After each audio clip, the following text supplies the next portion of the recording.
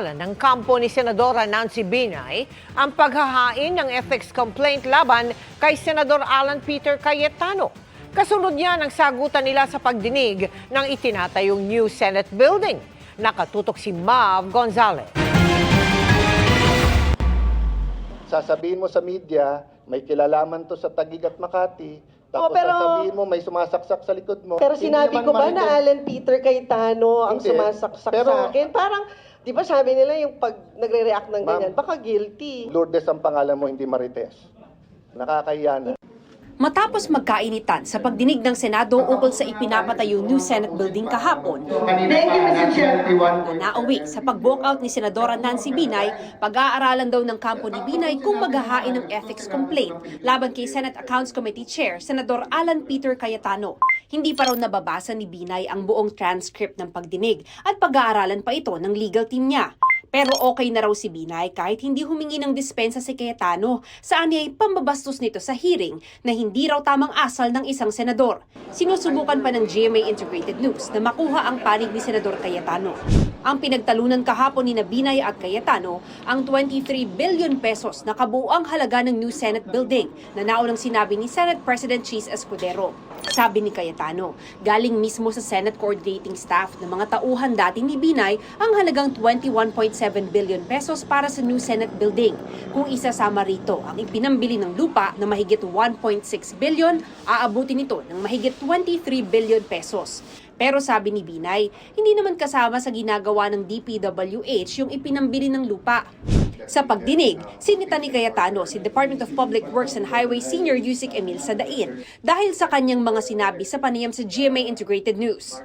Dito, sinabi ni Sadain na hindi raw aabot sa 23 billion pesos ang gasto sa konstruksyon. Meron pa raw kasing 5.7 billion pesos na under review para sa Phase 3 at kung susumahin ang napondohan na at yung nire-review pa, nasa 16.8 billion pesos daw ang new Senate building. Pero ipinakita ni Cayetano ang sulat ng DPWH kay dating Accounts Committee Chair Binay. Nagsalita ka, hindi aabot ng 23 billion. Sa mismong sulat na galing sa inyo, tama yung 23 billion. Ayan po yung sulat. Ayan po, may pirma si at copy furnish po kayo. Ang sinabi nyo 5.7 po, actually ang propose nyo sa amin, pag bidding 8.5. Pag negotiated, 7.3. So mali ang bigay sa inyo, sir. Mali, Mr. Chair. So I think you an apology naman to the Senate. I stand corrected, Mr. Chair, and we seek apology for that figure. No. On your documentation, there's no such thing as 23 billion for DPWH. So, I think Yusek Sadain, hindi niyo po kailangan mag-apologize. Sa huli, ang sagot ng DPWH, wala talagang 23 billion sa mga dokumento nila. Kahapon, isa sa mga kwestiyon ni Cayetano ang fasad ng new Senate building na hindi pa nasisimulan dahil nasa Phase 3 pa ng construction. Hindi raw ba dapat kasama ito sa shell and core ng building na ginagawa ng Hillmarks Construction Corporation? Lahat ng building may facade. Ang alam ko sa shell and core nila sinama yan. Hindi nila sinama yan sa fit out. The shell refers to the overall structural frame, including foundation system, exterior walls, floor slab, and roof decks, complete with common areas, staircases, elevator shaft. Facade is the exterior wall.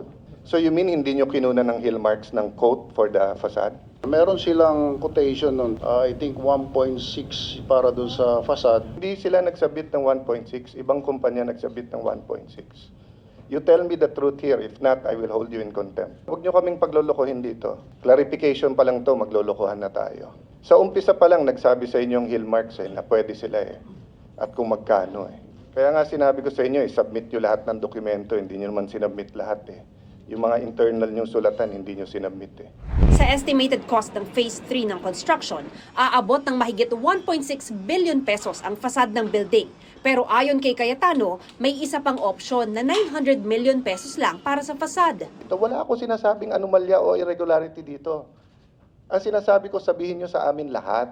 Kasi nga, bago na ang Senate President, bago na ang majority, i-represent ko sa kanila. Hindi na nakasagot dito ang DPWH dahil may ibang isyong tinanong na sa Cayetano. Sa panayam sa Balitang Hali kanina, sabi ni Binay, pwede naman daw sanang ipaliwanag lahat, pero tumanggi umanong makipag-usap si Cayetano sa kanila ni Senador Ping Lacson na dati ring chairman ng Committee on Accounts. I think the best person to explain sa kanya is Senator Lacson. Kaya nga nilapitan natin si Senator Lacson na kung pwede mag-usap kaming tatlo. At yun na nga, nag-send out siya ng message kay Senator Alan. The mere fact that he declined the invite of Senator Lacson na mag-usap kaming tatlo, di sana napaliwanagan na siya kung saan ba nanggaling yung mga ganong numero. Kinukunan namin ng pahayag si Cayetano pero wala pa siyang tugon.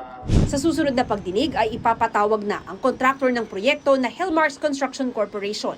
Ilang linggo nang sinisikap ng GMA Integrated News na makuha ang panig ng Hellmarks ukol dito. Para sa GMA Integrated News, Mav Gonzalez, Nakatutok, 24 Oras.